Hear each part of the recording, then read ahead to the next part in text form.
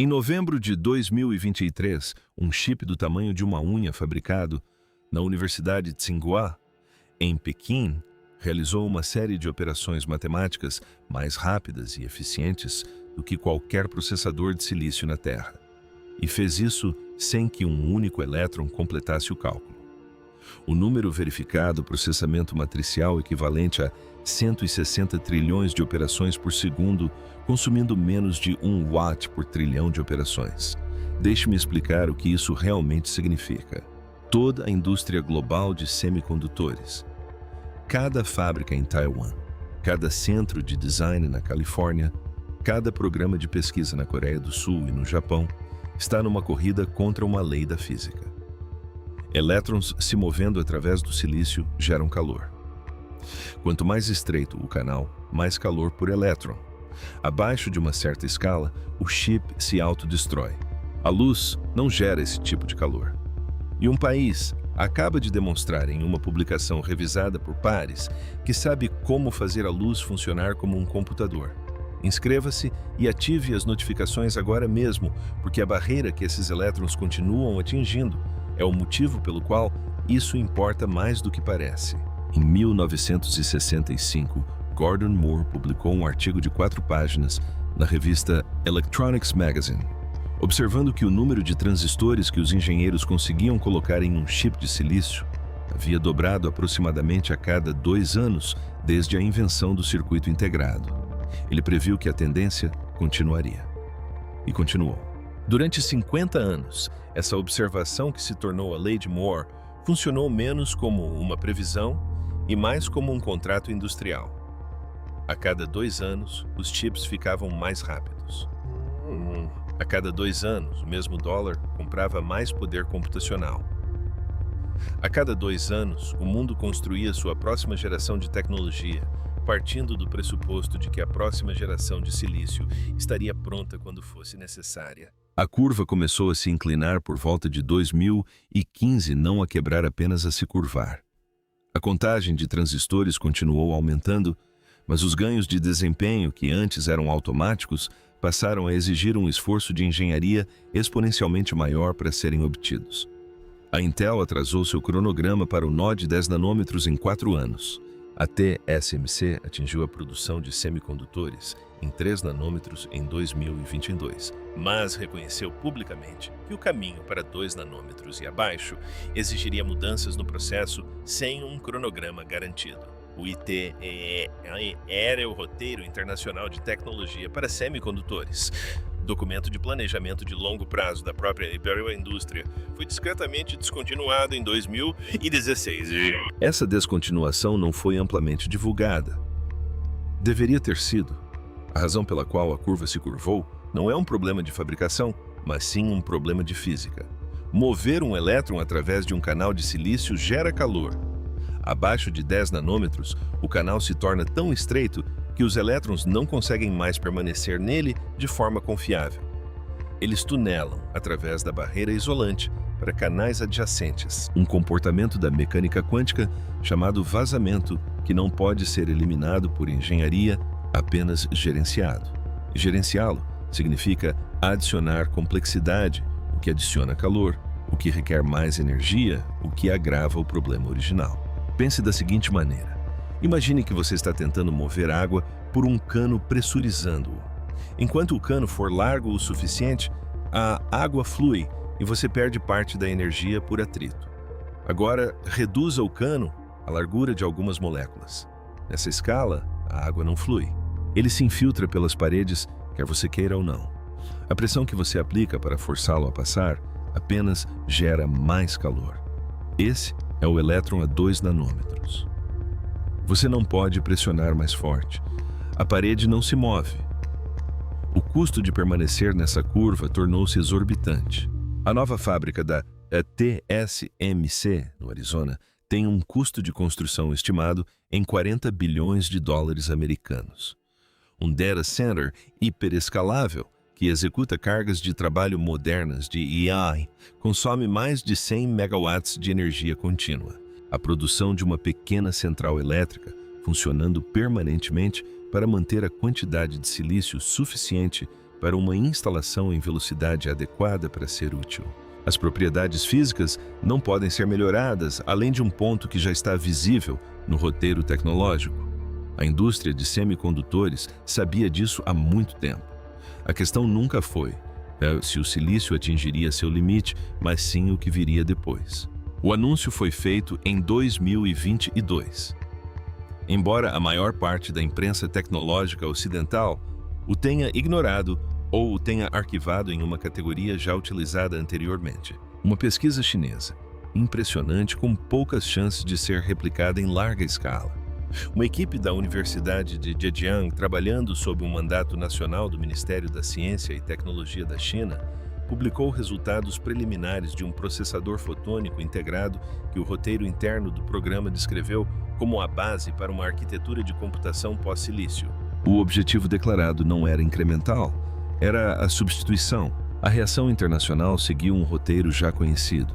Pesquisadores do Laboratório de Eletrônica do MIT, AST, reconheceram que a física subjacente era sólida, mas questionaram se as tolerâncias de fabricação necessárias para um dispositivo comercializável poderiam ser alcançadas fora de um ambiente laboratorial controlado.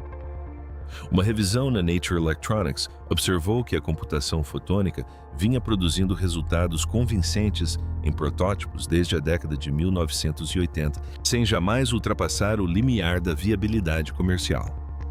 A objeção específica foi consistente entre as instituições. Os componentes fotônicos são extremamente sensíveis a variações de temperatura, vibrações mecânicas e imperfeições de fabricação. Um transistor de silício ligeiramente fora das especificações ainda comuta. Um guia de ondas fotônico ligeiramente fora das especificações produz uma resposta incorreta. Em escala de chip em milhões de componentes, essa sensibilidade sempre tornou as taxas de rendimento economicamente catastróficas. Disseram a mesma coisa sobre a DRAM. Todos sabemos como isso terminou. Em 1983, a Samsung entrou no mercado de memória DRAM, memória dinâmica de acesso aleatório. As japonesas, NEC, Hitachi e Fujitsu, detinham juntas mais de 70% do fornecimento global de DRAM. O consenso entre os analistas da indústria japonesa e americana era de que a DRAM era um problema de fabricação de precisão que já havia sido resolvido e que uma novata coreana sem conhecimento consolidado de processos não representava uma ameaça competitiva séria. A participação de mercado da Samsung em DRAM naquele ano era praticamente zero. Em 1992, a Samsung já era a maior fabricante de DRAM do mundo. A rejeição não estava errada quanto à dificuldade, mas sim quanto a quem absorveria essa dificuldade. O que os programas de Zhejiang e Tsinghua realmente envolviam não era um experimento de laboratório isolado em busca de uma publicação, mas sim uma arquitetura nacional coordenada. O Programa Nacional de Pesquisa e Desenvolvimento do Ministério da Ciência e Tecnologia havia designado a computação fotônica integrada como prioridade estratégica. A mesma designação já havia sido aplicada a trens de alta velocidade, tecnologia sem fio de quinta geração e aeronaves comerciais produzidas internamente. Essa designação não garante o sucesso, mas significa que o programa recebe financiamento institucional contínuo. Canais coordenados de transferência de tecnologia entre universidades e fábricas e um cronograma medido em ciclos de políticas públicas, e não em lucros trimestrais. A rejeição por parte das instituições ocidentais pressupunha que a China estivesse tentando fazer algo.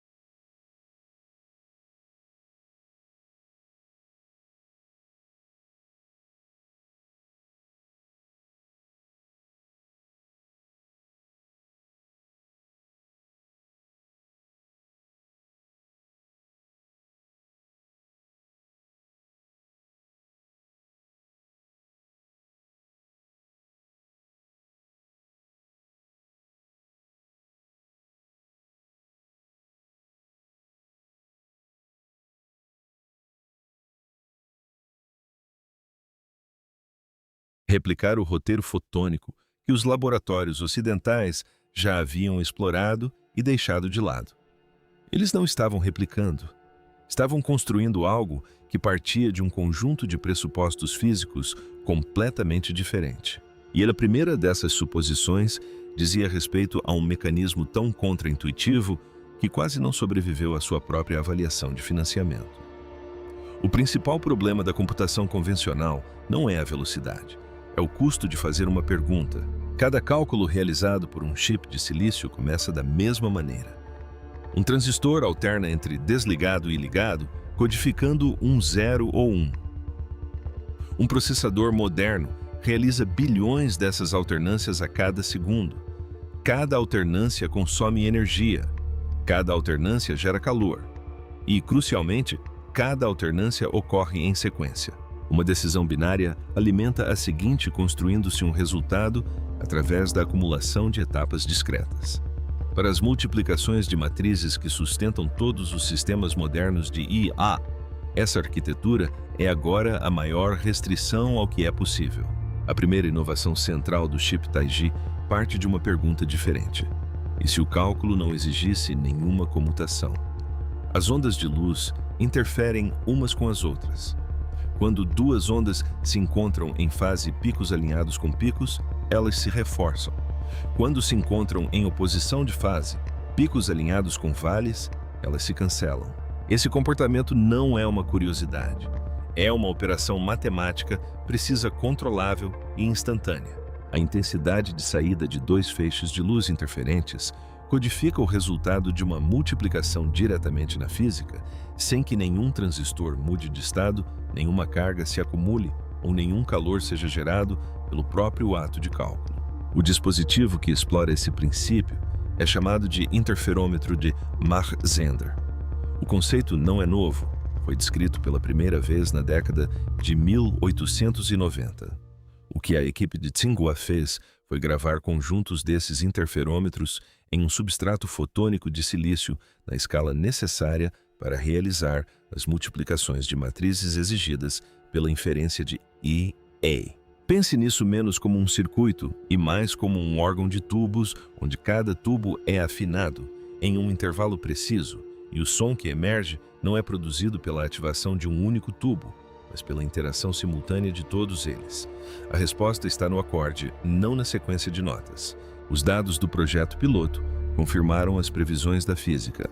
O chip Taiji, conforme publicado na revista Science em novembro de 2023, demonstrou desempenho de inferência com uma eficiência energética de 3,7 teraoperações por segundo por watt. Uma carga de trabalho comparável em GPU, executada em um chip da NVIDIA, consome energia a uma taxa aproximadamente 300 vezes menor para a mesma classe de operações com uso intensivo de matrizes. Isso não significa que o chip seja mais rápido. Trata-se de um tipo diferente de máquina. Mas uma máquina que só consegue multiplicar não é um computador. O mecanismo de interferência realiza o cálculo e produz uma resposta. E então, a resposta desaparece à velocidade da luz a menos que algo a capture. Esse algo acabou sendo o segundo problema.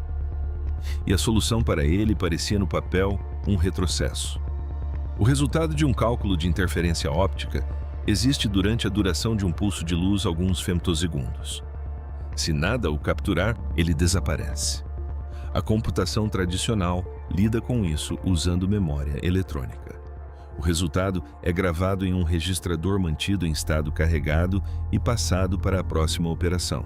No momento em que você direciona a saída de um cálculo fotônico para um buffer de memória eletrônica, você reintroduz um fio de cobre, um ciclo de carga e uma frequência de clock. Você construiu uma Ferrari com um freio de bicicleta. O processador fotônico aguarda a memória. A memória é de silício. Você está de volta ao ponto de partida. A solução aparente era uma classe de materiais que estava à vista de todos desde meados da década de 1990, desempenhando uma função completamente diferente. Os materiais de mudança de fase, especificamente a liga de germânio-antimônio-telureto, abreviada como GST, podem existir em dois estados físicos estáveis, amorfo, onde seus átomos estão dispostos aleatoriamente, e cristalino, onde seus átomos estão presos em uma rede ordenada. Os dois estados possuem propriedades ópticas mensuravelmente diferentes. Um pulso de luz pode levar o material de um estado para o outro e o material permanece no estado em que se encontra após o pulso desaparecer. Não requer carga nem consumo de energia para manter a memória. O GST é a mesma família de materiais usada em os DS e discos Blu-ray regraváveis. O mecanismo que permite a um laser gravar e apagar um disco é em nível físico. O mesmo mecanismo proposto como camada de memória de um supercomputador pós-silício.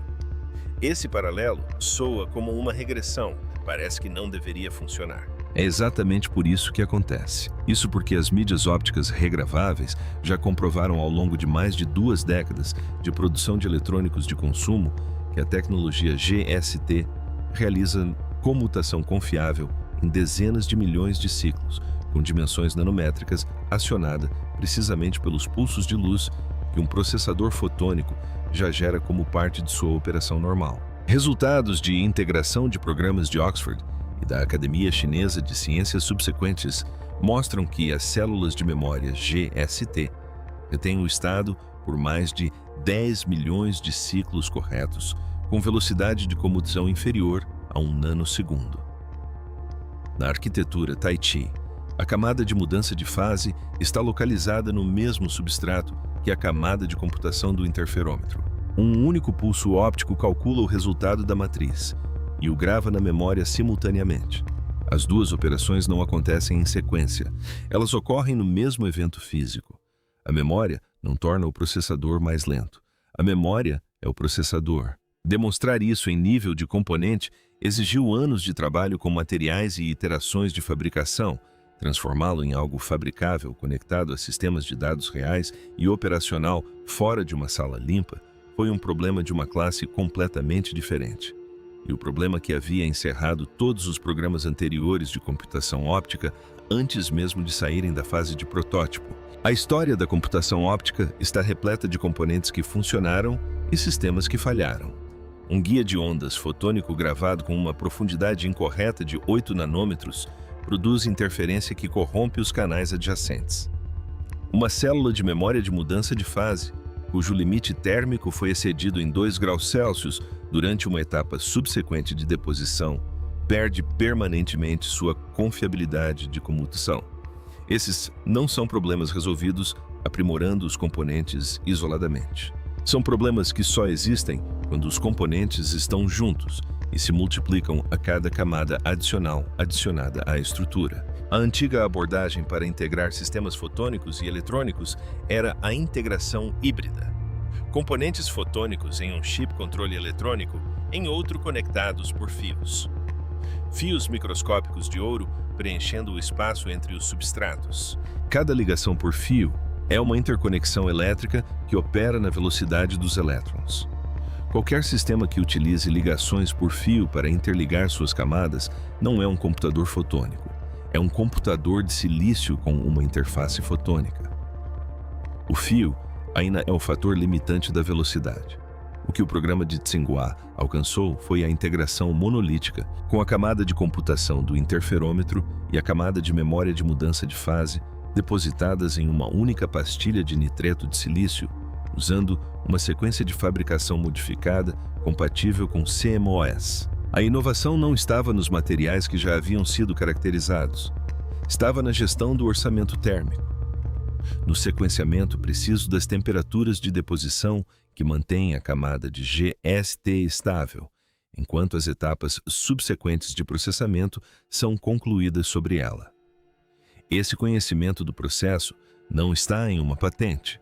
Ele reside nos dados de calibração acumulados por uma equipe de fabricação que executou o processo vezes suficientes para saber onde ele falha e por quê. O chip Tai Chi contém 37 mil neurônios artificiais e 15 milhões de conexões sinápticas em um único substrato fotônico. Mas o detalhe que o diferencia das demonstrações anteriores é o aprendizado in situ. O chip não realiza inferência em uma matriz de pesos fixa carregada na inicialização.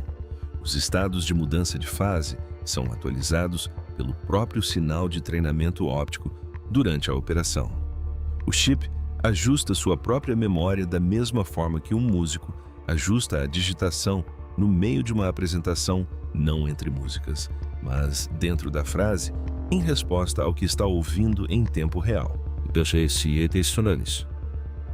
Em tarefas de classificação de imagens e detecção de sinais sem fio, o Tai Chi demonstrou aprendizado e inferência no mesmo substrato sem qualquer ciclo de atualização de pesos fora do chip. O Instituto de Óptica Mecânica Fina e Física de Changchun, operando sob um mandato estatal do Programa Nacional de Pesquisa e Desenvolvimento da China, vinha desenvolvendo simultaneamente a infraestrutura de fabricação para levar a arquitetura Tsinghua, o wafer de laboratório, à produção em série. Este não é um resultado de laboratório à espera de uma fábrica. A fábrica já está em funcionamento. O primeiro teste de benchmark completo do sistema produziu um número. A equipe de verificação realizou 3 simulações antes do artigo ser submetido à revista, pois o resultado estava tão fora do padrão estabelecido que publicá-lo sem confirmação independente atrairia o tipo errado de atenção. Eis a realidade: processadores fotônicos não são um substituto direto para o chip de silício do seu laptop. As cargas de trabalho que a computação óptica atende com eficiência transformadora são específicas operações paralelas com uso intensivo de matrizes, inferência de I, a processamento de sinais de radar, geração de chaves criptográficas e otimização em larga escala. A lógica sequencial, o desvio. Dependente de cache, a computação que executa um navegador ou um sistema operacional, o silício lida com tudo isso por meio de recursos arquitetônicos que os sistemas fotônicos ainda não replicam.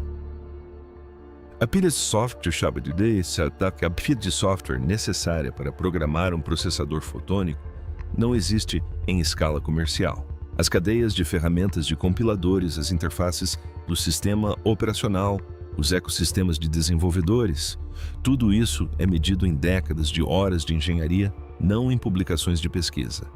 Dito isso aqui, está o que o benchmark Tai Chi realmente mostrou.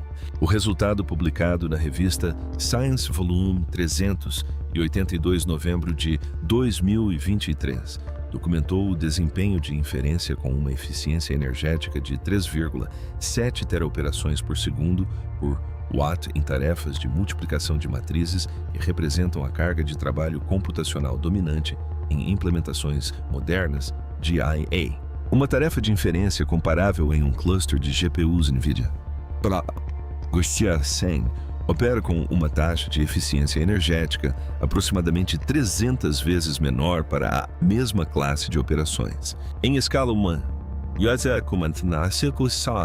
a energia consumida por uma passagem de inferência do Tai Chi é equivalente à energia consumida por uma lâmpada LED doméstica em aproximadamente 1 milissegundo. A mesma tarefa, em um cluster de GPUs com taxa de transferência equivalente, consome o equivalente à energia consumida por essa lâmpada em cerca de 1/3 de segundo. Multiplique essa proporção por um centro de dados de IA, hiperescala e a projeção da IEEA, de que o consumo global de eletricidade de centros de dados poderá dobrar até 2026, adquire um caráter diferente. Não se trata de um custo de infraestrutura inevitável, mas sim de um custo contingente dependente da arquitetura de computação que o setor adotar no futuro. A Nature Photonics citou o resultado do Tai Chi em uma revisão de 2024 como uma demonstração histórica. Trata-se do primeiro exemplo publicado de um processador fotônico totalmente integrado, realizando aprendizado e inferência em um único chip, sem o auxílio de memória eletrônica. O limite do silício não é mais um horizonte, é uma barreira que um país já ultrapassou. A questão que se segue não é técnica, é uma questão sobre quem controla o que virá a seguir. E a resposta depende de dinâmicas que têm muito pouco a ver com o projeto do chip. A IEEA estimou em seu relatório de eletricidade de 2023 que os centros de dados consumiram aproximadamente 200 terawatts hora globalmente em 2022. A projeção central indica que esse número dobrará até 2026, impulsionado quase que inteiramente pelo crescimento da carga de trabalho de inferência de AI. Essa duplicação pressupõe que a arquitetura atual de GPUs de silício permaneça como a principal infraestrutura. Os países que acompanham atentamente os resultados do Tai-Chi não o fazem por interesse acadêmico. Eles estão calculando o impacto na estrutura de custos de cada implementação de IA que planejam implementar. A resposta do governo dos Estados Unidos é esclarecedora.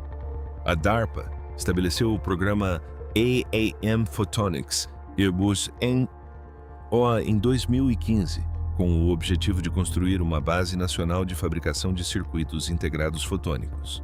O financiamento total comprometido atingiu 610 milhões de dólares americanos. Uma década depois, a AIM Photonics produziu avanços genuínos em pesquisa em uma instalação de fabricação compartilhada em Albany, Nova York. No entanto, ainda não produziu um processador fotônico fabricável com o desempenho alcançado pela Universidade de Tsinghua em 2023. O programa Photon Hub Europe da Ocean e lançado em 2021 com 30 milhões de euros, tem se concentrado em conectar pesquisadores com parceiros industriais. A Samsung possui um programa ativo de pesquisa em memória fotônica. A TSMC incluiu a integração fotônica em seu plano estratégico de longo prazo. A resposta institucional global é real financiada, e a julgar pelo resultado do Tai-Chi está atrasada. O padrão não é novo. Em 1952, o projetou que a demanda global por computadores nunca ultrapassaria 5 unidades.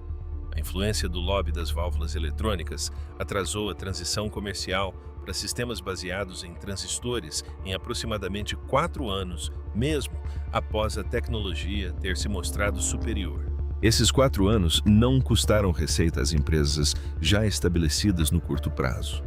Custaram-lhes o conhecimento institucional, a calibração dos processos e as curvas de aprendizado da manufatura que determinaram quem lideraria a era dos transistores. O atraso não foi tecnológico, mas sim organizacional. A vantagem da China na computação fotônica não reside no design do chip Tai-Chi. Essa arquitetura já foi publicada e está disponível para qualquer equipe de pesquisa no mundo. A vantagem reside no Programa Nacional Integrado, que conecta a física de dispositivos, o desenvolvimento de processos de fabricação à pesquisa de compiladores e o mandato de implantação dentro de um único cronograma coordenado, sujeito a um ciclo político, em vez de um relatório trimestral de resultados. O limite nunca foi a física, sempre foi a instituição. Se você chegou até aqui agora, entende mais sobre computação óptica do que a maioria das pessoas que escrevem sobre isso profissionalmente. O resultado do Tai-Chi não demonstrou que o silício está acabado. Demonstrou que uma alternativa viável para a inferência de IA, limitada pela velocidade do silício, já existe, foi verificada de forma independente e já está em desenvolvimento ativo em programas nacionais. Em uma escala e nível de coordenação que as estruturas institucionais ocidentais não conseguiram alcançar em 9 anos de tentativas. O teto era real. A parede era real. E um país construiu uma porta nela. Se é esse tipo de história que você procura neste canal, inscreva-se no canal e ative o sino de notificações para não perder nada do que vem por aí. Vamos continuar acompanhando a história. Os números de escala de fabricação, os primeiros contratos de implantação, a resposta ocidental quando chegar. Eis a pergunta que quero que vocês respondam nos comentários. O programa de computação fotônica da China representa um verdadeiro ponto de inflexão. O momento em que o paradigma do silício inicia sua transição para algo mais rápido, mais barato e fundamentalmente diferente, ou trata-se de um resultado de pesquisa marcante que levará mais uma década de desenvolvimento de software, ampliação da produção e construção de ecossistemas antes de ter relevância fora dos laboratórios. Ambos os lados têm argumentos válidos. Eu li todos eles